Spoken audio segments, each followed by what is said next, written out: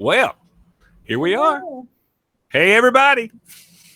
I don't know about you, Heather, but I'm reporting live from Myrtle Beach, South Carolina, the Grand Strand, and happy to Well, be here. I bet it is sweltering hot though. It is sweltering hot, but we got a campsite and we had the same one last year. So we went ahead, we reserved it a year in advance. We've got this big, huge tree in the front of the camper that gives us some shade. So that's very, very nice. So I'm not saying it's not hot, but it's nice to have a shade. So that's really, Well, really good. that little bit So, of shade will be really nice. oh, yeah. Um, so Tony's going to be joining us in about 20 minutes, and we also have some coloring books to give away. Ooh, coloring books. I love that. Yeah. Let's see who we got here. Wake Forest, Steve, Dennis, Leslie, yeah, Letha Howard, Charlotte Belk. Hey, how you doing? Uh, Hi. Krista Bianco, Steve Hill. Do you have your upside? No, I do not have my upside down pineapple flag. No. I even left the pink flamingos at home. I left the pink flamingos at home. We're running straight. We're doing. We're not wanting anybody to misunderstand anything this trip. Yeah, you got to be So careful in Myrtle Beach. Isn't North Myrtle like swinger capital or something? I think it may be. I don't know. I would not know too much about that situation. So, well, Winchester, Kentucky, Melissa. Oh, yeah. Awesome, awesome, awesome. Rosemary. Yeah. Quincy, Illinois. Good. Hey, Heather. Hey, Mike. Awesome, awesome, awesome. We I'm going to go ahead and tell I'm going to go ahead and tell the story. We're on our way down. We had a couple of different things on the way down, but we're on the way down, and so we had already talked about the fact that we were not going to stop at Buc-ee's, okay? Because we've been by Buc-ee's a couple of times, and it's very busy, and it's whatever. But I got to thinking I might want something from Buc-ee's. I might want something from Buc-ee's. So I'm watching how far it is, and everything's going pretty good. So I look down and I see how many miles I've got, like, because I need gas. But I'm wanting to make it to Buc-ee's.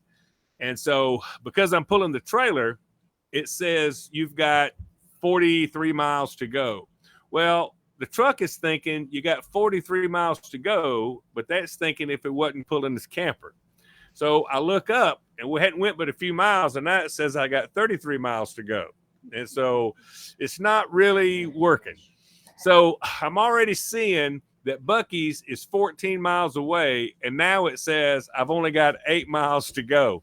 So I give up on Buc-ee's, and now I'm looking for the next exit. And Carla says, what are you doing? And I said, well, we need to get gas. And she said, how many miles have we got left to go? I said, well, it said 8 while ago, but now it says 4. And so it's going down. And so she is working herself up into a tizzy. I'm going to tell you this. If this truck runs out of gas and we're on the side of the road and we got baby Dorby with us, we're going to be in this hot truck. I say, hey, you're working yourself up. We got plenty of gas. We're going to make it. We're going to make it.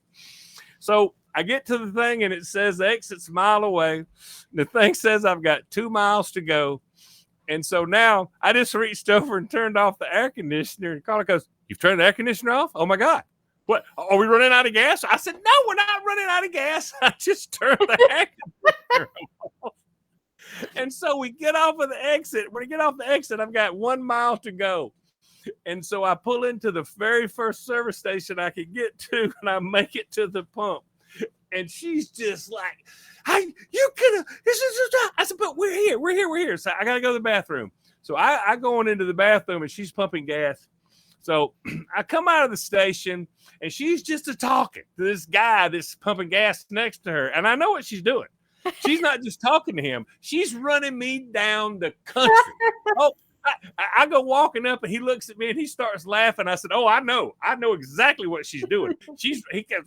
I'm thinking she's probably went to every gas pump at this station to tell everybody that I'm running her out of gas. Now, she's sitting over here. Now, listen. Did I not make it? I made it, right? We did not. You made it by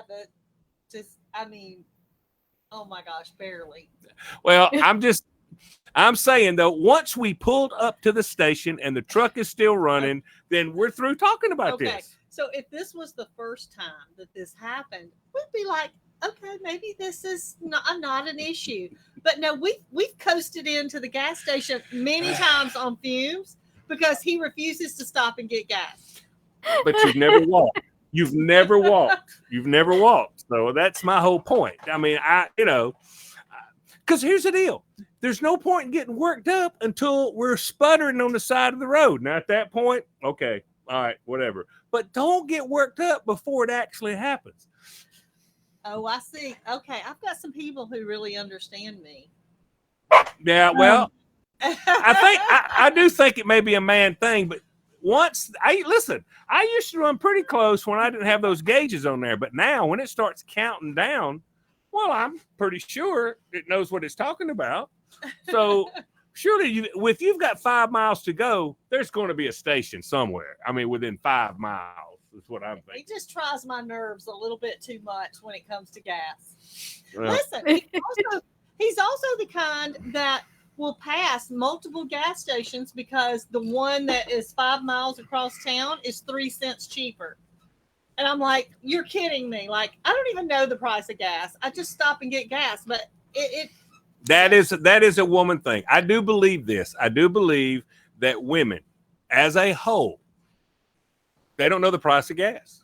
They just know if it's below a quarter of a time, we got to pull over and get gas. Said you're screaming my story. I have never, if that gas light comes on in my car, I'm panicking. I never let it get to that point.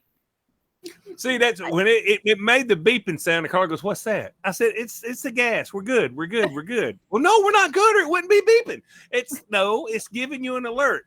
And even when it says zero, you still got a little bit. Do you? I think you do. I think we do. Lamar, how many times in your life have you been on the side of the road and had to walk to get gas? I need to know. Okay. Now I'm not going. I will say this: I have coasted. I have coasted into. Oh, I don't know. I've coasted into the station. I've coasted into the station probably in my whole life 10 to 12 times, and I'm talking about coasting. I've done that 10 or 12 times. I've been on the side of the road. I proved my point right there. Okay. I've only been on the side of the road in my entire life twice. And the second time I've got AAA, you pick up the phone and call AAA, they will bring you 5 gallons of gas. So it's not that big a deal. It's just not Tony's here early, so I'm gonna bring him on up. Bring him on. Hey guys, how we doing? Hey Tony. Tony, will you help me here? If when you're checking, when your light goes on that says you're low in fuel, do you panic? No. See? And in fact, my car on the screen it says you're low in gas. Would you like to map away to a gas station? And I go cancel, because I always feel like you got a little bit more to go. That's right. I just do. However, I do have to come back to your camper pulling story, because I have to tell you about the first and only time Mrs. G and I ever went camping.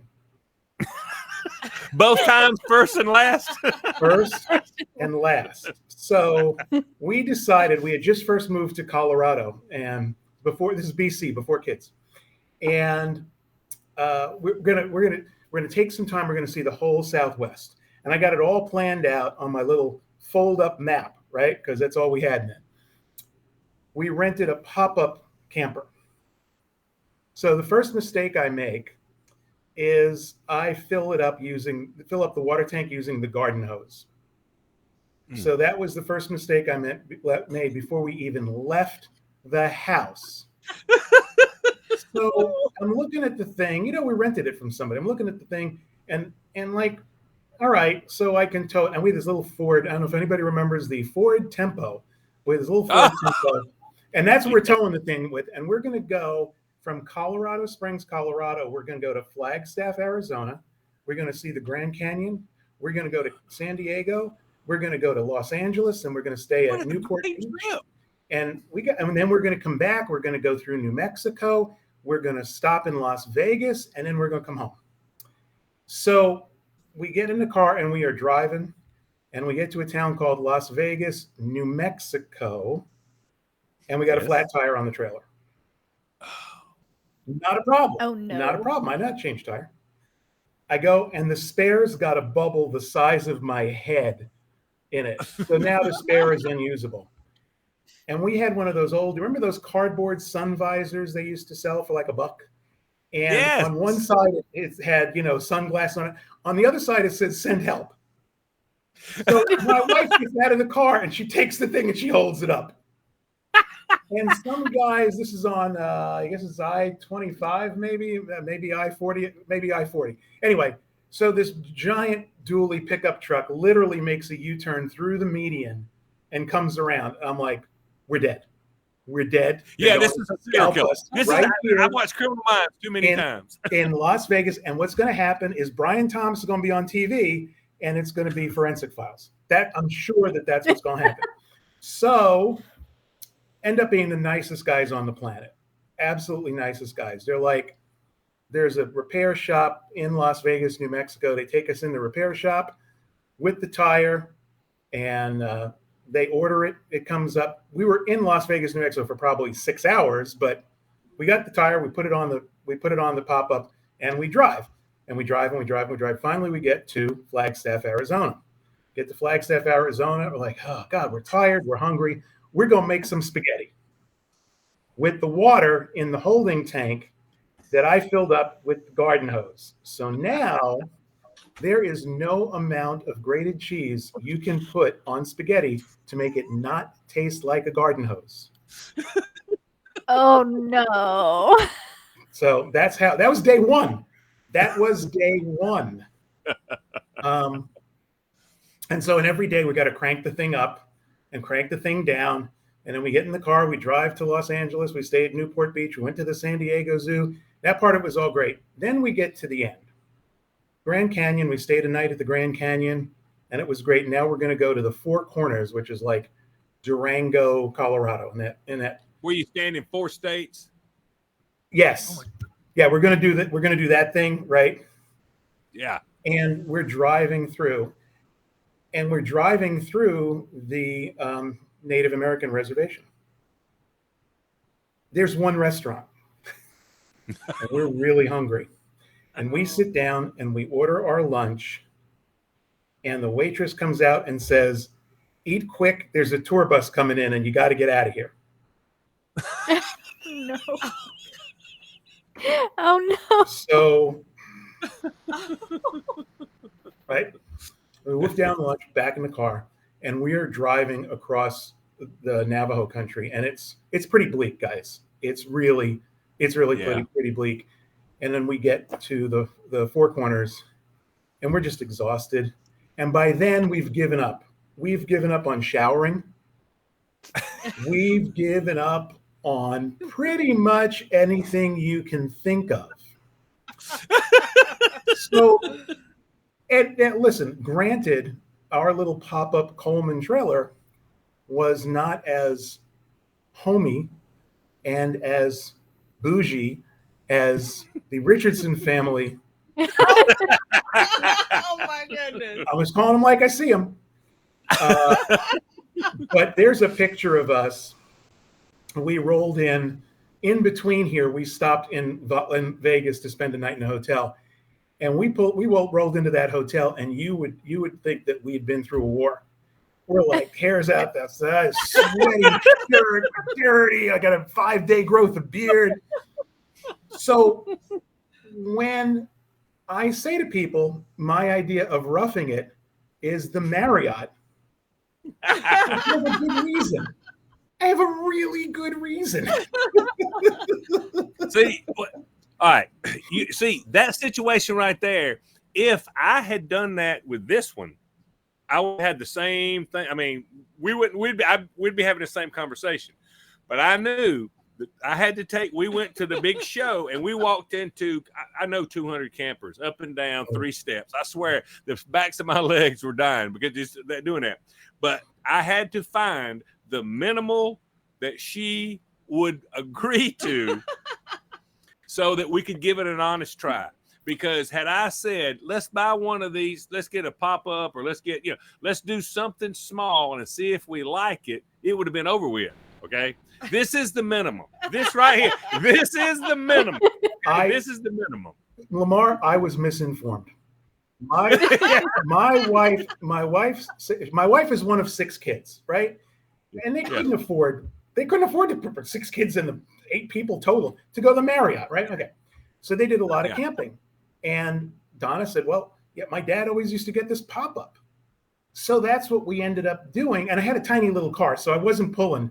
I couldn't be doing a 5th wheel with a Ford Tempo, right?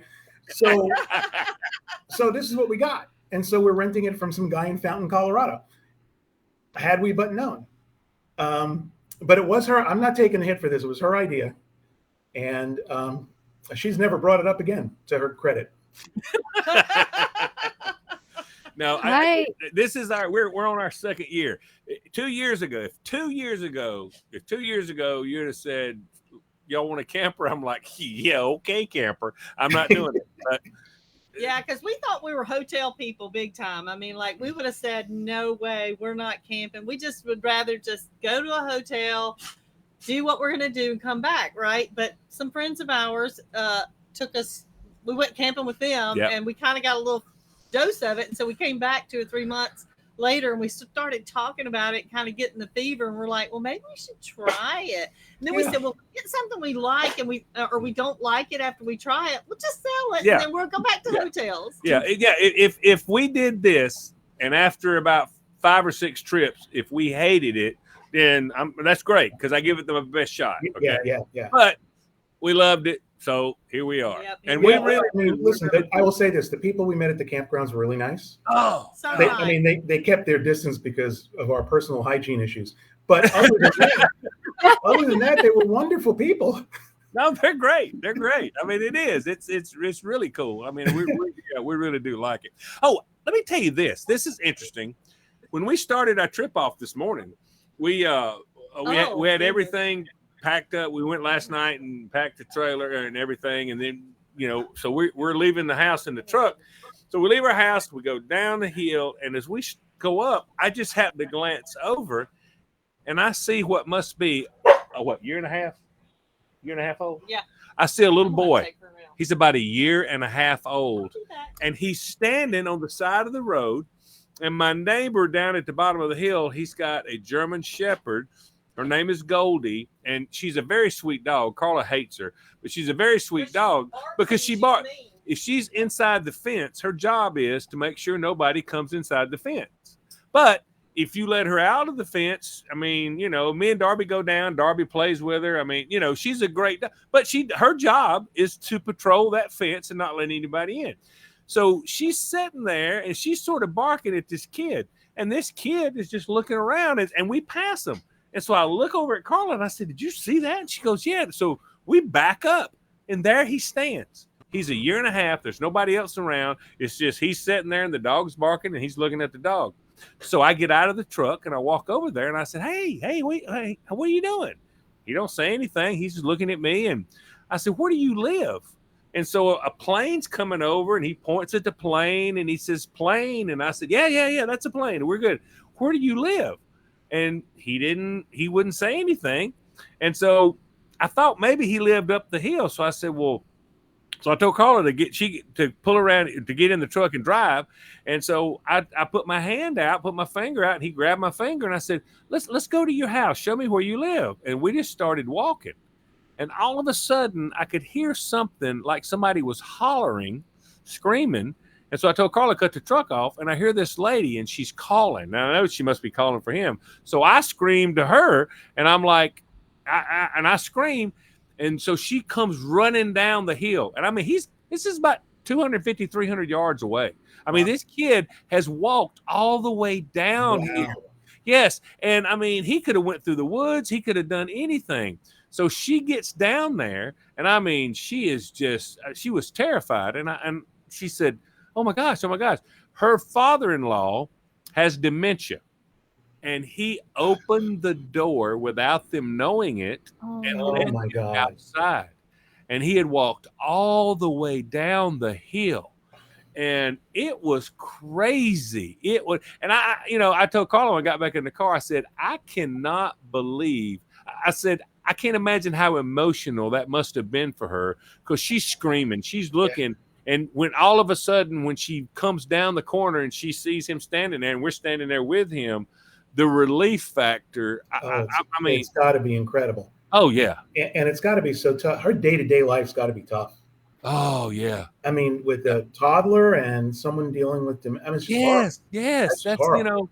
I told, and I think her sister-in-law had come with her down there, and I said, you probably need to hang with her, because this adrenaline that she's got, this is going to take her a while to get over this, because she was flooded with adrenaline. Oh yeah. On this, Oh, yeah, and then yeah, all yeah. of a sudden, I mean, crazy. Wow. It Well, was scary. nuts. so where are you today? Myrtle Beach, South Carolina. Good for you. Yes. Good yes. for you. Yeah, Good we for you. came down. It was a rocky start after we found the kid. And I'm gonna go ahead and say, after I single-handedly rescued a kid from the wilderness, he could have been eaten by a bear, but I managed to protect him and whatever. But so we go hook up to the camper, and so Carla says, well, let's stop and get something to eat. And so we pull into a fast food restaurant, not going to call it by name, Okay. but they've got the greatest biscuits ever. So, and let me tell you, this is the biscuit I order. And if you're not ordering this biscuit, you're wrong. You go to a restaurant, like I say, it could be numerous restaurants, because a lot of people sell a steak biscuit, a fried piece of steak. You get a steak biscuit, and you add to that biscuit mayonnaise, lettuce, tomato, and onion. You add that. Oh, okay? that sounds good. Oh, I you love can it. put a slice of cheese on it if you want to, but I'm just saying, lettuce, tomato, mayonnaise, and onion. Okay. It is to die for. Okay. So we pull up, and I get out of we park in a parking lot beside it, and I get out the truck.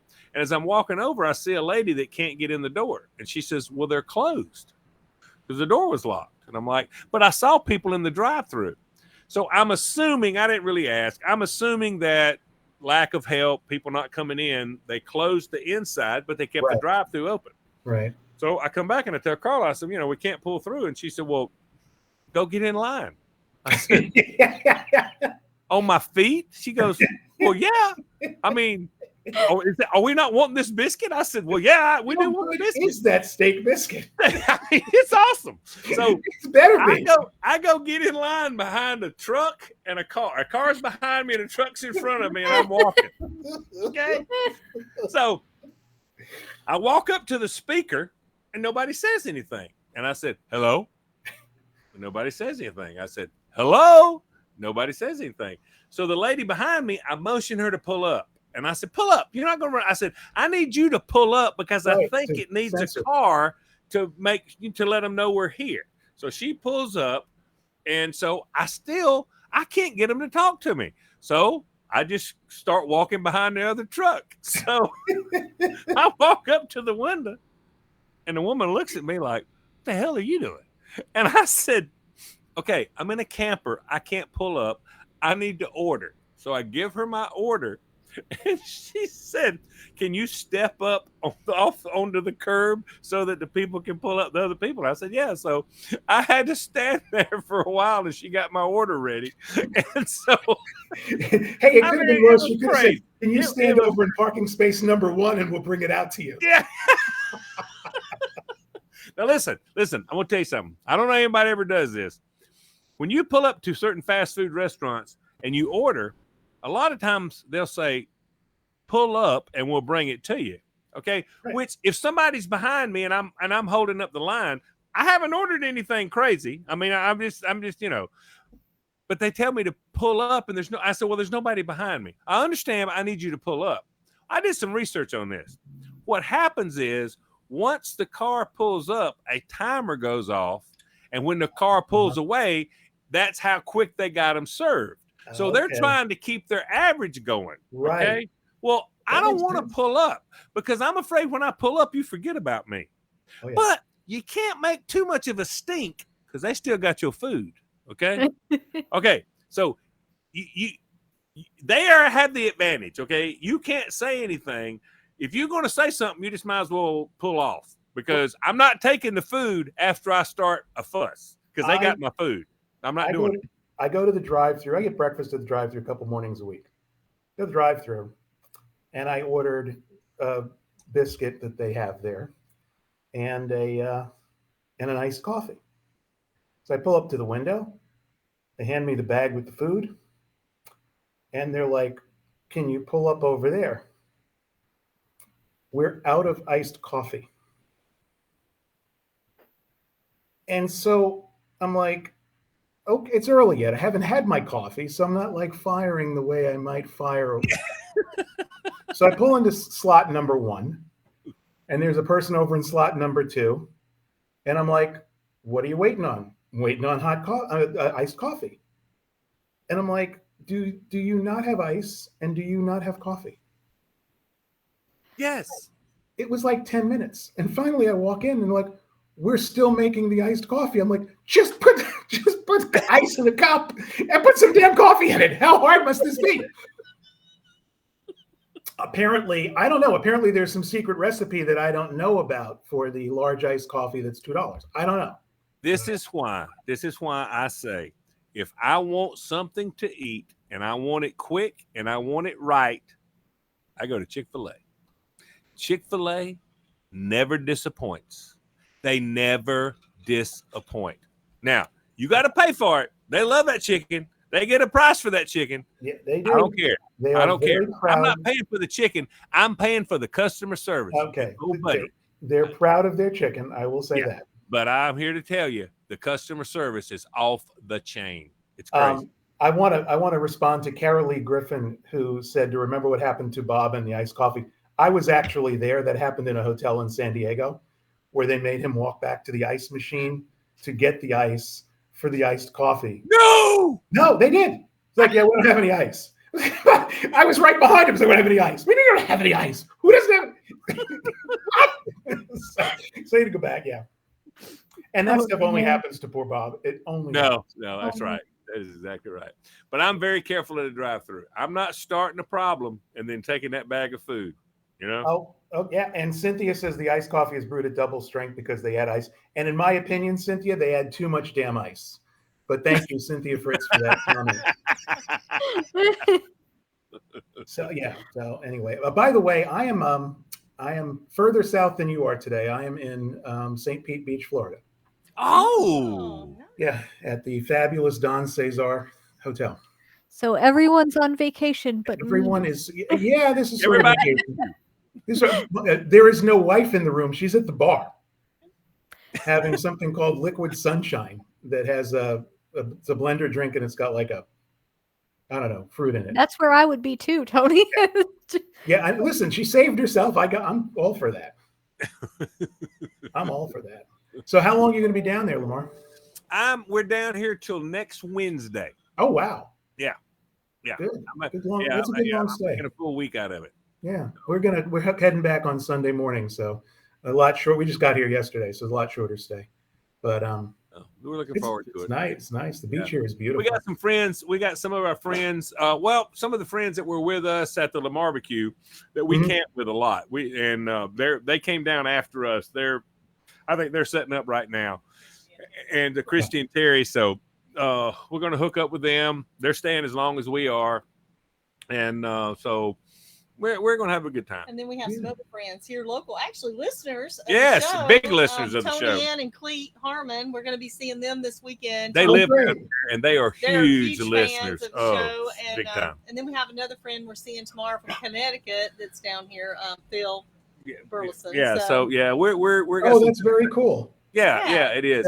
That's very cool. And we've got of course we got Darby with us. It's her camper. That's why we bought the camper.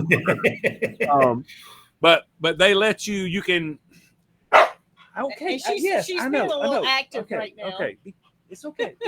Sorry. But we're taking what the cool part about it is down here. You can't just take dogs on the beach the whole day, but you can up until 10 a.m.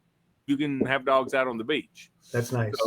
So every morning this week, I'll get up early and take her out, and then she'll get we'll have to bathe her every day because the whole sand and stuff. But Yeah, that'll be fun. yeah, but that's a nice beach. That's a nice beach down there. My Oh. father-in-law used to live there, and so we went a lot.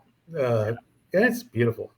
Oh no, Really it is, and it's fairly busy even in the wintertime because the snowbirds come down, and I mean this is a huge beach for the East Coast. I Yeah. mean it's a huge beach. It really Yeah, is. no, there's no question about So it. we don't come as much. I used to. This is where if you're living in South Carolina, this is where you spend every vacation, and I did that for many years. But once I married Carla and got hooked up with Looney. And we started going to the Redneck Riviera down there in the Gulf Coast out of Panama City. It's beautiful. It is beautiful. We love it. Love it. And in my travels, I worked for a company that was based in Tuscaloosa, Alabama. Oh, Roll Tide. Roll Tide. Roll Tide. Yes. I didn't know what SEC stood for until I got to Alabama. And we would go down. They would do a retreat every summer, and it's just beautiful. We go to Destin every year. It's just beautiful. Oh God, Destin Really is great. beautiful. We went to Destin for years. The problem with Destin is they don't have that many places on the ocean. What we would do is Looney would rent a house, but each house would come with a golf cart, and then you could shoot over to the beach. And because there are not so many big hotels on the beach, there's not that many people on the beach. So it's Destin is beautiful, but then Looney's daughter, what she got to be big enough to want to go do stuff. Panama City is more, there's a lot of stuff going on. I mean, you know what I'm saying? Yeah. It's beautiful. We've been going there for years. But we've been going to Panama City for years because there's just a lot going on. Yeah, there's a lot more happening there for sure. Yeah, there is. And it's the same thing. Myrtle Beach is a place where you got kids. If you got kids, Myrtle Beach is the place. Yeah. But as adults, you're not going to get bored. No. You're not going to get bored in Myrtle Beach. No. Not at all. When I was a kid, we used to go to a place called Lake George, which is in upstate New York. Ooh. It was beautiful. And we did the same. We always rented a cabin. We went the same last week of July every year. We went up there, but great childhood memories and kind of a fun old. They've preserved some of the resorts and stuff the way they were in the 50s and stuff. It's kind of cool. It's kind of cool. Everything's different now. Everything's different, but things change. I mean, it really does. Mary Bernal says, actually, I thought it was the Sheraton in Petaluma when they used to judge the ugliest dog contest. The Best Western was where they said they'd call the police. Yeah, that where you guys got in trouble? That had little to do with ice. So Sheri tells the story a heck of a lot better than I could. But we had schlepped. They had, because I already live west, but they all schlepped to San Francisco, and I met them in San Francisco. We went up and we had a really nice dinner in Sausalito. And now we're going to go up and we're going to stay at this Best Western. And there was some confusion. And people have this, it's an honest mistake. They think that Bob and Sheri are a married couple. That's way funnier to us than it is anybody. Oh, I know. So we show up at this Best Western. Actually, we did an oddcast on this probably 6 months ago. Sheri did an oddcast on this. So we have a really nice dinner. We have some wine. We get in the car. We drive from Sausalito up to Santa Rosa, and we go to the Best Western. And they've only got 2 rooms. Bob's asleep in the car, and we're at the front desk. Sheri and I are at the front desk, and we're trying to work through how we can do this, right? Because, I don't really want to bunk in with Bob, and Bob doesn't really want to bunk in with me, but he's asleep in the car. No idea. And we're just trying to work out the scenario to figure out, is there another place to stay? Who's going to do what? I got the car. So Bob comes in the middle of it, and he is loaded for bear. And he just starts in, and the poor guy at the front desk, what does he know? He didn't make the reservation. And so Bob just laces into him, and he says, and the guy says, "Sir, if you don't stop, I'm going to call the police." Oh, goodness. So, and while all this is happening, Sherry's on her phone, and she finds the USA Motel. That's the name of it, the USA Motel, and they have 3 rooms. It's about another 20 minutes up the road. So again, I apologize. They get in the car. I apologize to the guy. Sherry apologized to the guy. There was actually someone there, a representative of the ugliest dog contest or the county fair, Sonoma County Fair, who witnessed the whole thing, unfortunately, witnessed the entire thing. So now we drive 20 minutes up the road to the USA Motel, where the front desk consists of plate glass and a little metal thing that you speak into. Yes. And so I slid my credit card under the little thing. 3 rooms, please. Slides the thing out, gives me the 3 keys, and we trundle off to our room. By this time, it's probably 1 o'clock in the morning, which means it's 4 a.m. to Bob and Sheri. And I got to tell you, didn't really want to get undressed to go to bed. Keep the clothes on. So that was, so I think if that's what I forgot who that was it Mary that was referring to? I think I want to say that San Diego was the ice, the police was Santa Rosa. I'm sure the police was Santa Rosa. I might be wrong about the ice in San Diego. You know what? I'm telling you, each one of these stories, it's not that unusual. Everybody thinks, oh, you're on the road. Y'all are traveling. It's just awesome.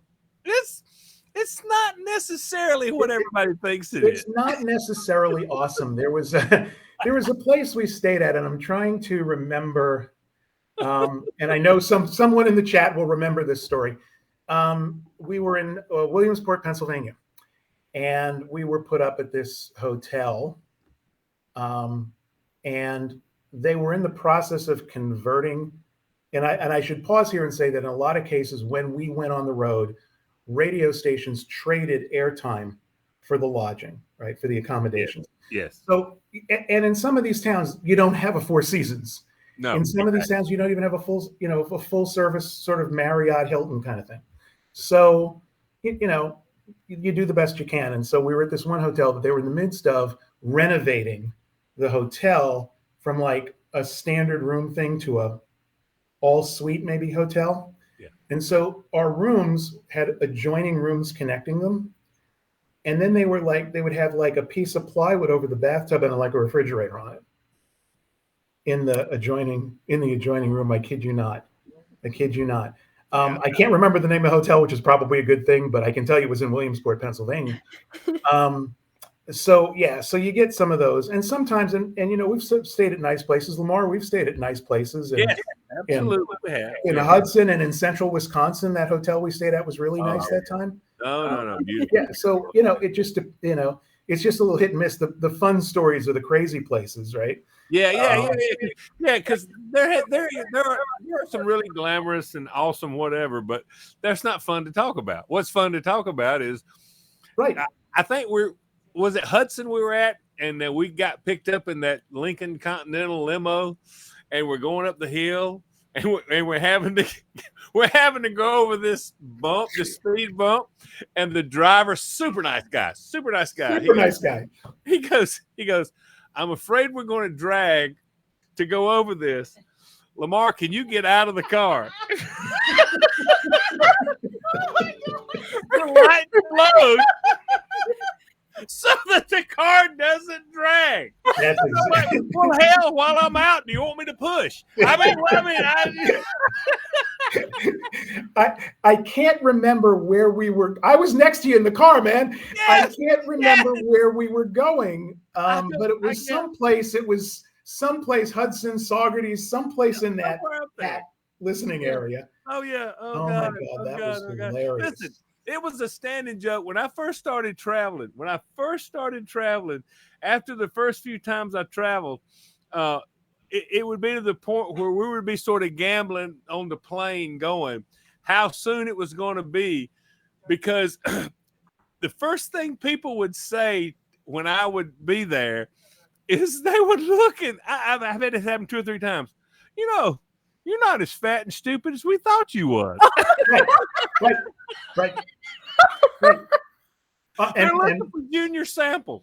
I mean, the first time I traveled with Bob and Sheri, we went to Bangor, Maine, and we'd never been on the road before, and I remember several people telling Bob that they thought he was taller.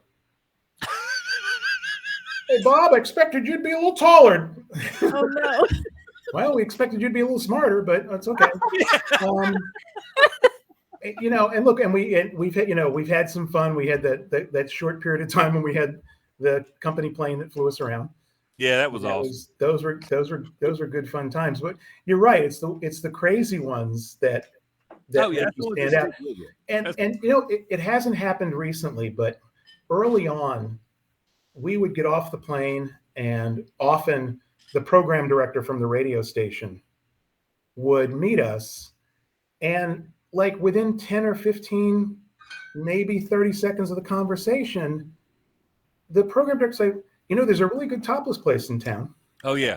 Always offered to take us to a strip club. What is it that we talk about every morning? What is it and not we, it's you guys. What is it that gets talked about every morning that would lead Scissorhead or Bucket Face or whatever the program director's air name is? Bring us I mean, the whole time that I have been on this show, I mean, I've never once said anything that would allude to the fact that when I get to a fresh town, I can't wait to find out where the strip clubs are. Right. Matt's the same way. I don't understand. This is not the strip club version of Guy Fieri. We are not getting in a Corvette and driving coast to coast to see topless joints. Now, do you remember when we got flashed? Oh my God. Yeah. Shall I, or do you want to? No, you go ahead. So, I'm saying my wife from you tell this. I don't know if there's anybody from Central Florida listening, watching tonight, but if you are, bless you. We love Ocala and Gainesville, and we were in Gainesville, and it was all of us. Max was with us, Bob, Sheri, me, and we were doing an appearance. And so we have this van. It's like a 8-seater, whatever it is, minivan. And we pull up to a light, and there's a restaurant, and the restaurant says, and forgive me because I'm not being culturally insensitive. I'm telling you what the sign said. And the sign said, Chinese food takey outie. Am I wrong, Lamar? No, you're right. And again, I am not trying to be culturally insensitive. That's the name of the place. And I'm like, did you see that? And we're like, yeah, we saw that. So now we're going to take a picture of it. So I go around the block because I'm driving, because I'm always driving. Yeah. I go around the block and I pull up to the light, and I wasn't sure if it was you or Max, throws open the sliding door on the van. We go to take a picture, and the two girls working in the restaurant flashes. Needless to say, the picture never got snapped. Not what we were too busy being gobsmacked. Who does that anyway? My goodness. I don't know. I don't just, it's fun being on the road. We never don't have a blast, right? On the road. No. I will say this. And we don't do it as much as we used to. No. But when we did, my favorite part of being on the road was after whatever the appearances were and that kind of stuff, and we went out to dinner and we're sitting at that table, the conversations that we had, they were just awesome. They were awesome. They were some of the ever in my life, some of the best. You know what? Back then, that was before podcast. Honestly, if we would have taped those conversations, they would have been tremendous podcasts. Oh yeah, we did do one in Sioux Falls. We were visiting our listeners in Aberdeen. Bob and Sheri were doing an appearance fundraiser for the Boys and Girls Club, This would have been a year ago, February, I think, and we recorded. We went out to a really nice dinner and had some wine, and then we set up the mics and recorded an oddcast, and it was a hoot. It was absolutely good. But yeah, I mean, things change, and we just don't travel as much anymore. There was a time, Heather, you're not going to believe this, but there was a time that we traveled 1 to 2 weekends a month. Yes. For the entire year. That's really hard to believe. Oh yeah. Just because Well, I think of everybody as homebodies now. You know, Sheri, Bob, Max. You know, you guys are all Lamar. You travel a lot now, but I even think of you and Carla as homebodies. You want to be we at are home. homebodies. Yeah, we really are. But at that point, we had access. Having access to the plane made a difference. It made a difference. I really when you're traveling commercial, it's so hard and it's time consuming, and I really got cheated out of the best experience in radio. Well, and you know, private jet era. And sadly, it didn't last long. And right.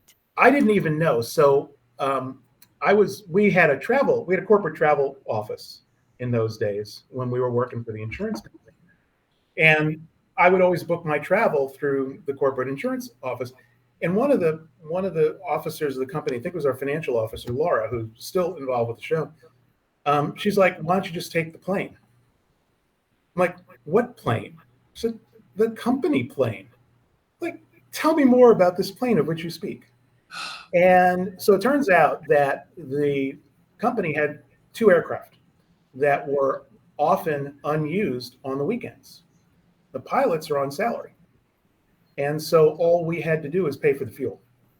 Yep. Which now brought, especially when there were 4 of us traveling, it brought it closer into line with what the fee would be for us to drive, fly, whatever, to whatever location it was. And these were 8-seat planes. So they could basically land on your front lawn. Oh God. They didn't need a fancy airport. They didn't need anything. So we were able to do that for a couple of years, and it was great because it saved so much time, especially again, for those of you who don't live near major airports who are watching tonight, you got to schlep to airport A, and then you got to change planes at airport B to get to point C. So this made it so that we didn't have to do much of that, and it was a nice thing to have. And then over time, it got harder and harder to access the plane. And then finally, they were like, "Yeah, no, you can't have it." It was bougie as hell, but it was fun. It was so much fun. The very first time that I went on a trip, they said, "Be up here, come to the private airport, blah blah blah." If I pull up, I go to the private airport. We get on the plane. And I'm sitting on this plane and I'm going, "Oh my gosh, this is crazy." And so I'm looking at everything. I'm touching everything, whatever. And I lean over, and under my seat, I hit a button and a drawer comes out. And it has many bottles of bourbon and it has peanut M&Ms. Let me go ahead and say, if you've never taken a glass of bourbon on ice and eat peanut M&Ms while you're drinking it, you don't understand. And I'm like, "Are these for me?" And they're like, "Well, yeah, if you want them." Oh my God. It was the most awesome. And I remember walking up to the plane, and there's Lamar, and he's got his brown liquor and his glass and his M&Ms. And I'm like, I thought it was Lamar's plane. I'm like, boy, he's really comfortable. God, it was unbelievable. It was unbelievable. It gave us the opportunity to do some things, not only to get into places easier, but remember, Sheri's girls were small at that time. Yes. And they and she was feeding, she was breastfeeding. So it really made life a little bit easier. And bougie as hell, but it didn't last long, but it was fun while it lasted, wasn't it? God, it was. It really was. Those are one of my greatest photos I have, and I think it was the first trip I went on. I had Max get off the plane and take my camera and take a picture of me walking down the steps of the private jet I want a copy of that picture. Awesome. I want a copy of that picture from my book. It was great. It was great. I mean, I've got a great picture of the three of us at Legal Seafood. Oh my gosh. That it's actually it's on my wall in my office. Oh my God. Yeah, that we've had some fun. We've had some great meals. We've had some great meals, and I love a great. Oh my meal. God, the meals! Oh my God, I love a great meal. Lamar, before we run out of time here, somebody earlier asked how you got hooked up with the show, and I thought it was a great question because I don't think you've answered it in a while. No, okay, all right. I had went to Charlotte to go to a concert with someone that I was dating at the time. And so it was on a Sunday night. We went to the concert. And so on the way back, she's got the radio tuned to Bob and Sheri. And I'm listening to the show, and it was very funny. And so I'm like, what is this? And so I'm the lucky winner. Yeah. This is before smoking hot my wife. But so I get back to Budweiser. And so I tune into this station and I start listening to it. And so at that point in time, we did an hour of the chat room, and people would call in and they would tell stuff and whatever. And so I started calling in and commenting on what people were saying. And the first few, maybe 8 or 10 times, I would call in. Max would answer the phone, and I would say, I want to comment. And he said, what do you want to say? And I would tell him, and he would put me on, and I would make a comment on what they were saying. Most of the time, I was being a smart ass, and I was making fun of whatever they were saying. And so after a few months of calling in, and I would never call in more than once or twice a week, never would call in. I spaced it out. But Max got to saying, who is this? And I'd say, it's Lamar. And then he said, I learned this later, he would hold an L up on his head. He was being Lamar, but it could be loser. Doesn't matter. But he would let me go on because he felt like he could trust me. And so I would make a comment. And so then I started calling in and telling stories, and I would win a prize. And so all these prizes were given away in a town that was an hour and a half away from me. So finally, I won a spiral ham, okay? So I'm thinking, okay, I will drive an hour and a half. Damn right. I will drive an hour and a half for a spiral ham, okay? So I drive up there, get the spiral ham, but at the same time, they're doing an appearance at a grocery store. It's a Harris Teeter.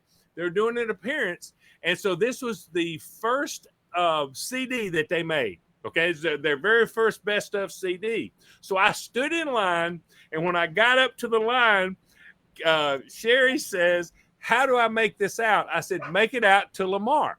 And she goes, are you that guy that calls us every once in a while? I said, yes, I am. And now I'm stalking you at grocery stores. I talked to him for 30 seconds, got my CD, and I left. Okay. Because I don't want to be too much. And so I continued to call once or twice a week. I always spaced it out. So one day I'm driving around in my car because I'm going in late for second shift. And so I call in to say about something. And Sheri comes on the phone and she says, Bob's got laryngitis. Will you co-host the show with me from the phone? And I said, yes, I will. So I'm just riding around in circles in Spartanburg, South Carolina on the phone, and I'm co-hosting the show with Sheri. And so when I went to work, when I went home for lunch, my answering machine, I know y'all don't know what this is, but there used to be a thing called an answering machine. Little tiny tape. Yeah, little tiny tape. And so I hit the machine, and it was Max. And he said, hey, that went really good this morning. Bob's still sick. Can you drive to Charlotte and do it live in the studio? And I said, yes, I can. So I got in the car, and the next morning I drove to Charlotte. And so I go into the studio and I sat down, and I was really nervous. I was terrified. But before I left the house, I swear I'm looking in the mirror at myself, and I go, okay, slow it down.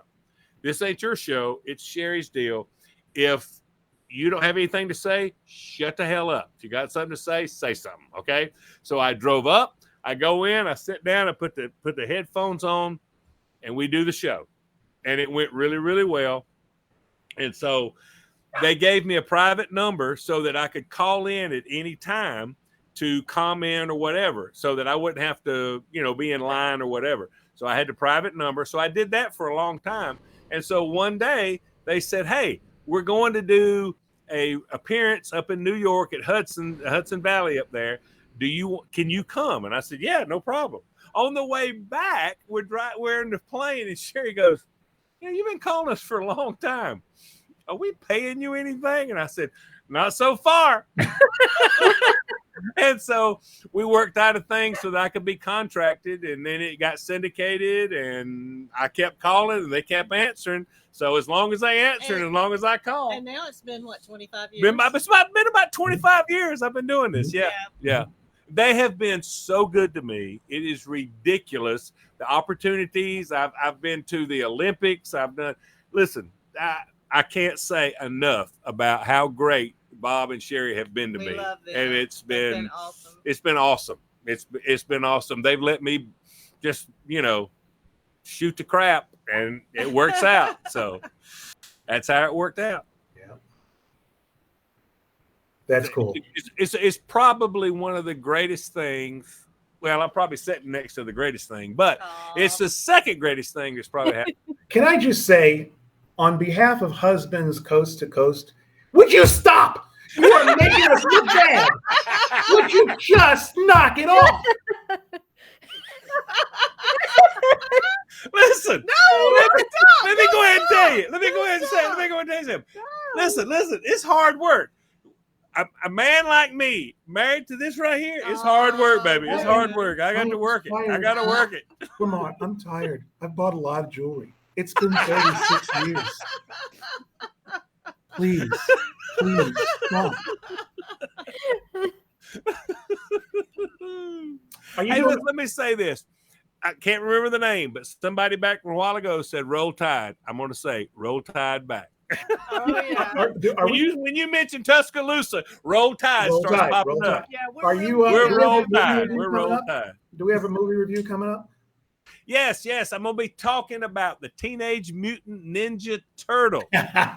And on top of the movie review, I'm doing a podcast about the Teenage Mutant Ninja Turtles. So you don't want to miss both of those, because it was a lot of fun.